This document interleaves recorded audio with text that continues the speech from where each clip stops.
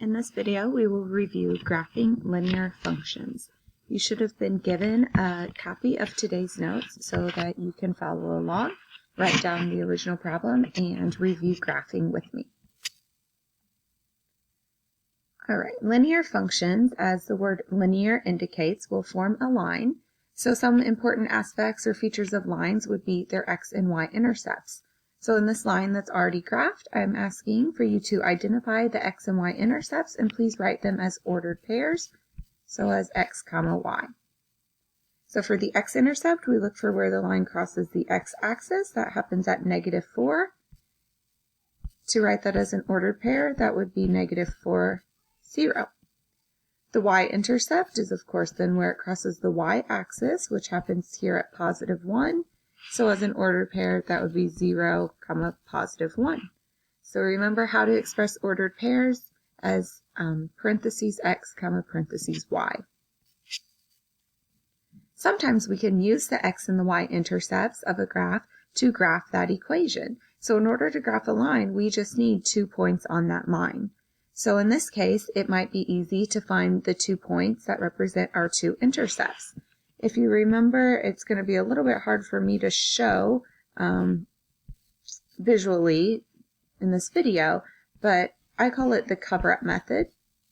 So right now I would physically cover up by putting my fingers over and covering up the 5y in this first equation. I'm going to cover up the y term and just solve the 3x = 15 equation by dividing by 3 and getting x = 5.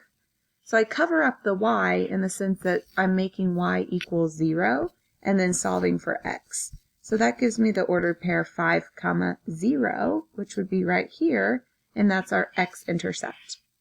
We can do the opposite then to find the y-intercept. So now again, hard to see, but I'm covering up the 3x, or making that 0, so then I just have to solve 5y = 15, divide by 5, and then y = 3. So I covered up the x, made that 0, solved for y and got 3, so 0, 3 is up here as our second point. Now this isn't going to be very pretty because I'm using a pretty bad stylus here, but like I was saying, any 2 points and you can draw a line. So those 2 intercepts we can connect, and there we have our graph of our linear function. So try the cover-up method on the second one, please. Take a minute to pause and try it on your own to graph the line. When you covered up the y, we would get the equation 5x = 5.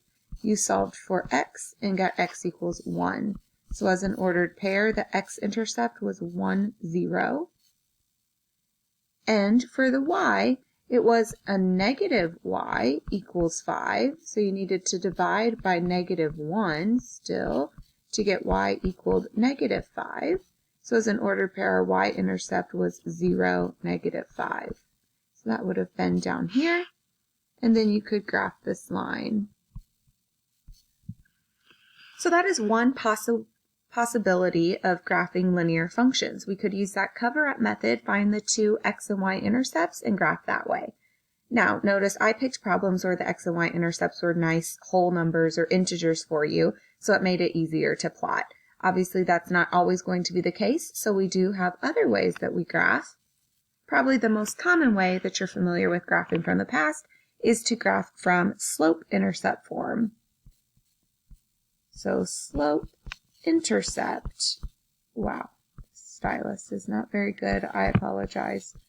SlopeIntercept form is what you should all be familiar with, is y = mx, where m represents your slope, plus b, where b represents your y-intercept, right? So make sure we know which intercept we're talking about when we're talking about slope-intercept form. As a very non-official way to remember graphing from slope-intercept form, I tell my Algebra 1 students that B stands for begin. So that tells us where to begin graphing, and then M tells us how to move. So M is your slope, which we can then move by counting our rise over our run. So in this next equation, our y-intercept is -4, so that's where you're going to begin, B for begin, if you will. Sorry, it's +4. So I'm going to begin up here at positive 4. Now this 3 is my slope. 3 over 1 is going to tell us how much to rise and run. Notice that if I rise 3 and run 1, then I would be going off of this little graph. So do I have any options? Sure, we just take a different route, right? We could also go down 3. So from 4, I'm going to go down 1, 2, 3, and over 1. So two negatives make a positive, so go down again if you want to keep plotting points. So from this point I just made, I can count down 3 again, and left 1, and from that point even, I could count down 3 and left 1. So there's nice straight line because I was able to fit 4 of those points on my graph. So remember, you do have options.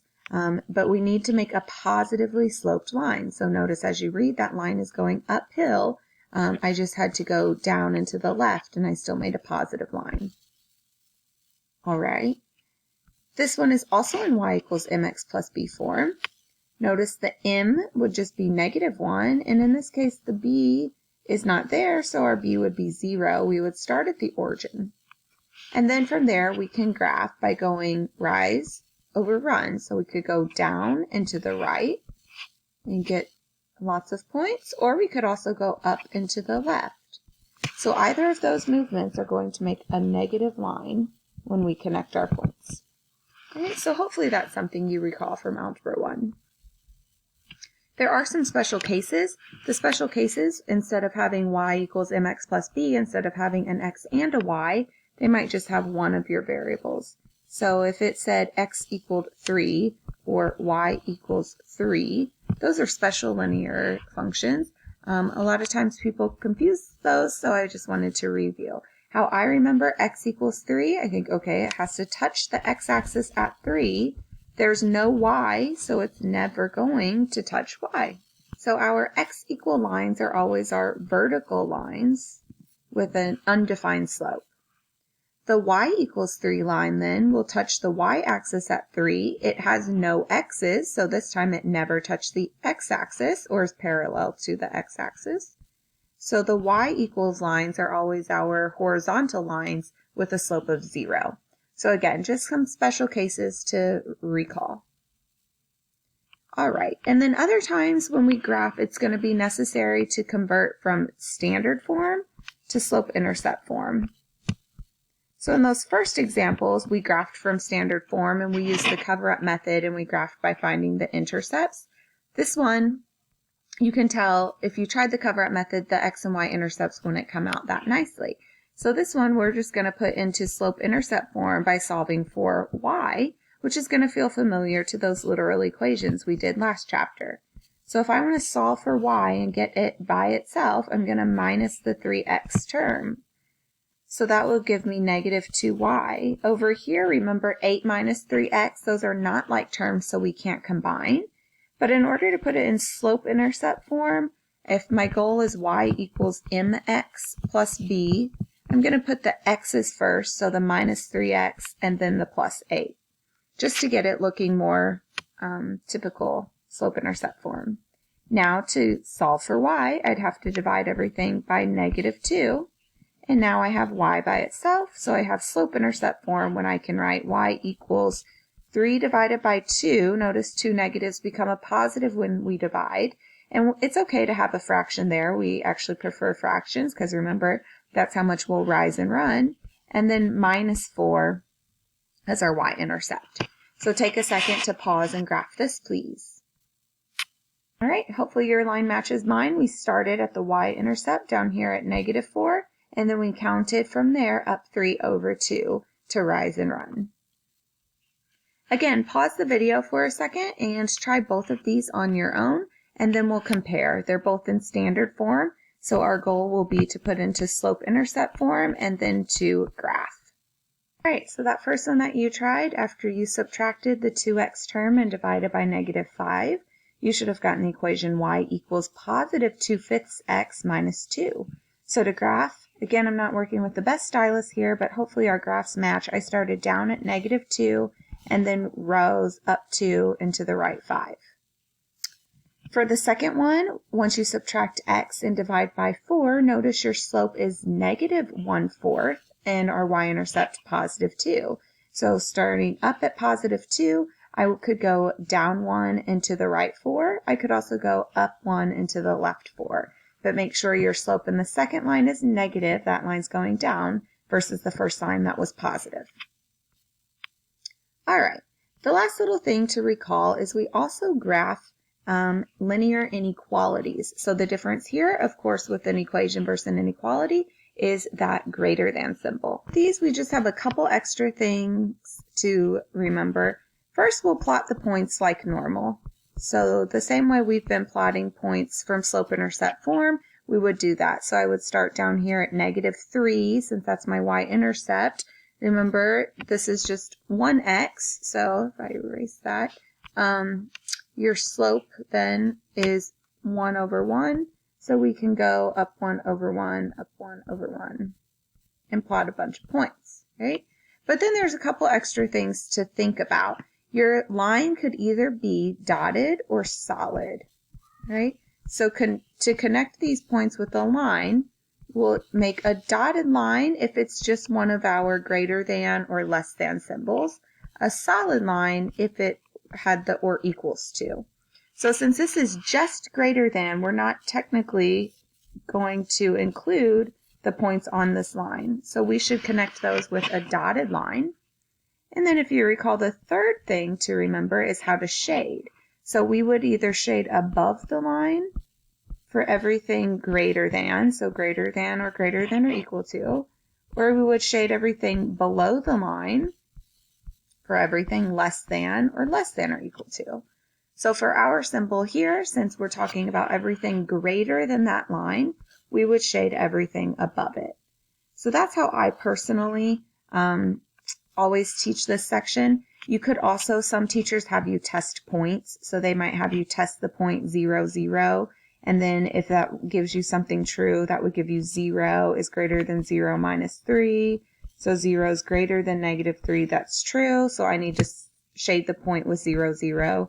So that's kind of another way that I know teachers have taught this lesson where you test a point. But I think just thinking above for everything greater, less than or equal to means everything below, and that's just the easier way to remember how to shade. So a couple extra things to think about with linear inequalities. So that's how we will end. For example 2, remember this has a +0 on the end, so I'm going to let you plot those points and then see if we can agree on what kind of line and how to shade. So starting at the origin, you then could go down 3 and to the right 1, down 3, or you could have gone up 3 and to the left, but we need to have a negative slope and connect those dots with a solid line because of our or equals to part of our inequality. The other part of our inequality to consider is the less than, so everything less than that line would be everything below it or underneath. In example 3, we're going to have to solve before we can graph. So we want to solve for y by putting it into slope-intercept form. Remember, in your second step, we're going to have to divide by -3. So what's going to happen with our inequality? Our inequality sign will still flip. So now this says y is greater than. Our slope is just a negative divided by a negative, so it becomes a + 1/3, and our y-intercept -4. Try to graph that, please. All right, so you should have began at -4 and then gone up 1/3.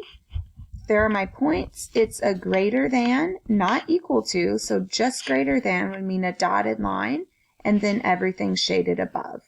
So don't forget, we talked about flipping our inequality sign last chapter. We still have to flip our inequality sign anytime we multiply, or in this case, divide by a negative. All right, so that was our quick review of graphing linear functions. We graphed equations and inequalities. You will now find an assignment on Delta Math where you will do the same, graph equations and inequalities. So work hard, and as always, you can email me or contact me via Google Classroom if you have questions.